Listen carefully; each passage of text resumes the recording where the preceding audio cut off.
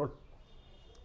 दर्शकों नमस्कार, खास मुलाकात इस कार्यक्रम में आप सभी का स्वागत है। भारत यह कृषि प्रधान देश है, भारतीय सांस्कृतिक भी देश माना जाता है। साथ ही साथ प्राचीन काल से कर्मकांड को काफ़ी माना जाता है, क्योंकि कर्मकांड ये वो बात है जहाँ पे जीवों का उद्धार होता है और उनका सर्वांगीण विकास होता है।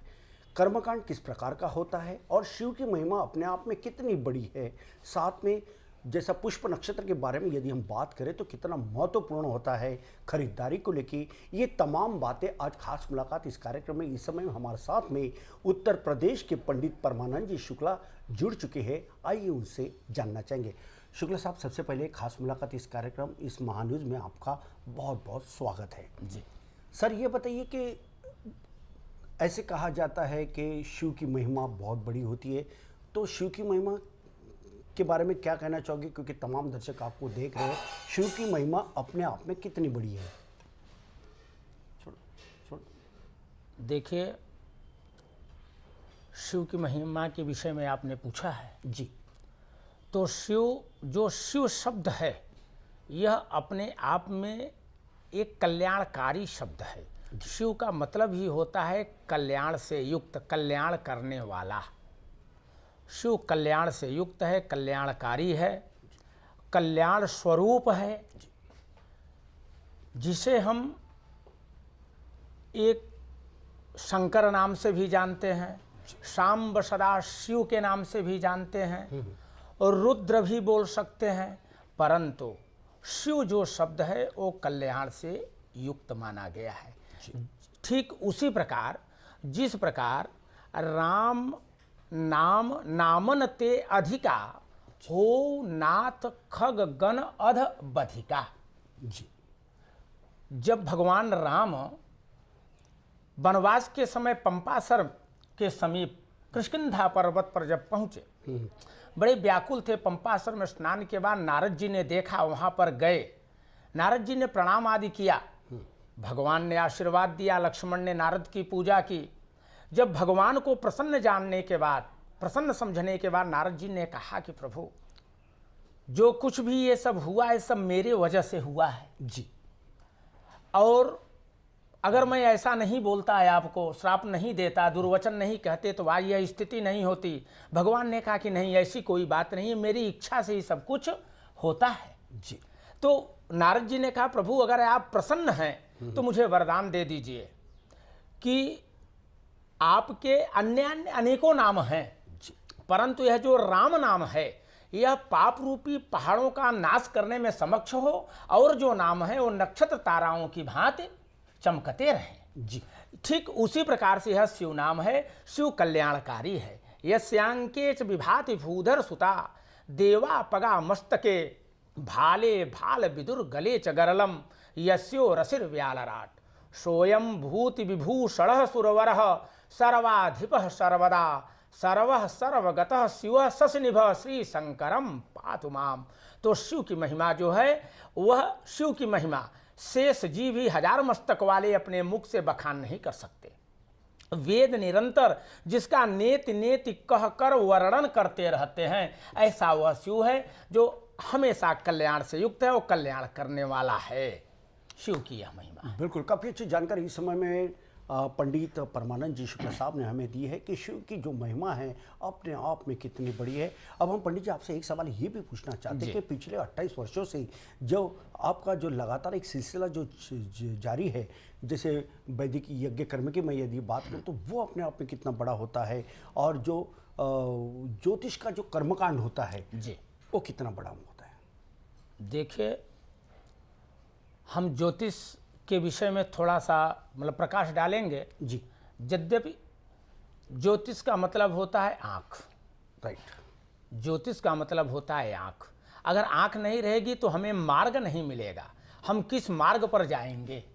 तो ज्योतिष मुझे दिखाती है आगे आगे चलने का मार्ग, हमें प्रशस्त करती है जी। तो इसीलिए ज्योतिष 6 शास्त्रों में ज्योतिष शास्त्र भी है, बराबर। दर्शन शास्त्र है, मीमांसा शास्त्र है, ऐसे 6 शास्त्र होते हैं जिसमें ज्योतिष शास्त्र जो है सबसे उत्तम शास्त्र बताया गया है। ज्योतिष एक साधना विषय है। साधक साधना के द्वारा उसे साध लेता है। और ज्योतिष के माध्यम से हम भूत वर्तमान भविष्य का ज्ञान रख लेते हैं। ठीक। ज्योतिष वह विषय है। ज्योतिष विशेषकर जैसा आजकल चल रहा है, कुंडली के माध्यम से हम अपने भविष्य को जानते हैं, बीते हुए कल को भी हम जानते हैं, वर्तमान में क्या चल रहा है, क्या चलने वाला है, यह ज्योतिष मतलब मेरी आंख मुझे बताती है। तो ज्योतिष का यह विषय है। कर्मकांड का जहाँ तक विषय है, कर्मकांड जो कार्य हो गया हो जी या होने वाला हो उसे कर्मकांड कहते हैं। जो चीज हो गया है उसे कर्मकांड, जैसे हमारी आपकी यह वार्ता हो रही, यह एक कर्मकांड का विषय है। कर्मकांड एक बहुत बड़ा विषय है। कर्मकांड के माध्यम से हम सब कुछ प्राप्त कर लेते हैं। भक्ति में भी कर्मकांड की आवश्यकता पड़ती है और इसमें भगवत कृपा का होना बहुत जरूरी है। भगवत कृपा कब प्राप्त होगी? जब संतों का मिलन होगा। बिल्कुल। जब संतों का मिलन होगा। प्रथम भगति संतन कर संगा, दूसर रति मम कथा प्रसंगा, ये नवधा भक्ति है। तो प्रथम तो बताया गया है संत। जी। संत बड़े परमार्थी, कंधे पर बंदूक, राम नाम का गोला छूटे भाग जाए जमदूत। तो कर्मकांड के माध्यम से, कर्मकांड हमारे जीवन में बहुत ही जरूरी है। बिना कर्मकांड की कोई गति नहीं होती और हमें मोक्ष आदि की प्राप्ति नहीं होती। हम ज्योतिष से कितने भी जानकारी ले लें, लेकिन कर्मकांड के माध्यम से, कर्मकांड हमें बताता है कि हमारे अमुक प्लैनेट्स ग्रह ऊंच नीच चल रहे हैं। कर्मकांड के माध्यम से, पूजा पाठ के माध्यम से हम उन्हें प्रसन्न कर लेते हैं, उनको तृप्त कर लेते हैं, जिससे वो हमारे जीवन में शुभता हमें प्रदान करते हैं। यह है कर्मकांड। काफ़ी अच्छी जानकारी कर्मकांड के बारे में भी आज हमारे साथ में उत्तर प्रदेश से जुड़ चुके थे पंडित परमानंद जी शुक्ल। इन्होंने जानकारी दी है। कहते कि गुरुर् ब्रह्मा गुरुर्विष्णु गुरुर्दैवो महेश्वरा, गुरु साक्षात पर ब्रह्म तस्मै श्री गुरुवे नमः। सर, मेरा एक सवाल ये भी था कि जैसे कुछ लोग खरीदारी करना चाहते हैं मगर उसका भी एक दिन रहता है, जैसे कि अभी हाल फिलहाल में पुष्प नक्षत्र जो जारी है, तो खरीदारी का कितना अपना बड़ा महत्व होता है, क्या कहना चाहोगे इस समय? देखिए, 18 तारीख को, 18 अक्टूबर 2022 को मंगलवार का दिन है। मंगल जो है वो भूमिपुत्र है, भूमिपुत्र है जी। और मंगलवार के दिन हम अस्त्र शस्त्र, भूमि से संबंधित, लकड़ी से संबंधित, जी, वन से संबंधित ऐसे व्यापार आरंभ कर सकते हैं। खरीदारी भी हम कर सकते हैं। पुष्य नक्षत्र अपने आप में एक सिद्ध नक्षत्र होता है। जैसा कहा गया है कि सर्व कार्य करो पुख्यो, पुख्य नक्षत्र में सभी कार्य करने चाहिए। और कल भौम पुष्य योग है। ऐसे में अगर हमें जमीन की, प्लाट की रजिस्ट्री कराना है, बड़ा उत्तम है। हमें एडवांस देना है, बहुत उत्तम होगा जी। और बस केवल मंगलवार के दिन हम किसी से ऋण न प्राप्त करें, कर्ज नहीं लेना चाहिए, क्योंकि मंगलवार का लिया हुआ ऋण कभी दिया नहीं जा सकता। उसे वापस करने में बड़ी कठिनाई होती है, ऋण जल्दी उतरता नहीं है। पुख्य नक्षत्र में ऋण नहीं लेना चाहिए, ऋण देना चाहिए। पुख्य नक्षत्र मंगलवार का दिन हो, पुख्य नक्षत्र हो, ऋण अगर हम उसकी भरपाई करें, दे दें, तो हमें आगे ऋण लेने की आवश्यकता नहीं होती। और पुख्य नक्षत्र मंगलवार का दिन हो तो ऋण मोचक मंगल स्तोत्र का पाठ करने से कितना भी ऋण हो और कितना भी रोग हो, चाहे देह का रोग हो, चाहे गृह रोग हो, वह सब की शांति शीघ्रात शीघ्र हो जाती है। इसमें किसी प्रकार का संशय नहीं है। पुख्य नक्षत्र मंगलवार को सुवर्ण आदि की हम खरीद बिक्री कर सकते हैं।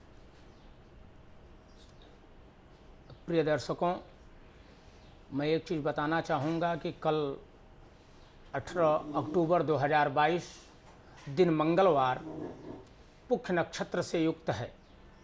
इसमें विशेष खरीदारी के लिए, जैसे ज़मीन हो गया, प्लाट की खरीद बिक्री हो गई, और आभूषण, स्वर्ण, रजत, ताम्र इत्यादि कि खरीदारी का जो समय रहेगा वह समय है दोपहर में 11 बजे से 2 बजे के मध्य, और दूसरा मुहूर्त रहेगा 3:30 बजे से 5 बजे तक का, और तीसरा शुभ मुहूर्त रहेगा 8 बजे रात्रि से 9:30 बजे तक। इसमें यह खरीद बिक्री आप कर सकते हैं, जिससे आपको अधिकाधिक धन लाभ प्राप्त होगा और भगवती श्री महालक्ष्मी की कृपा आपको प्राप्त होगी।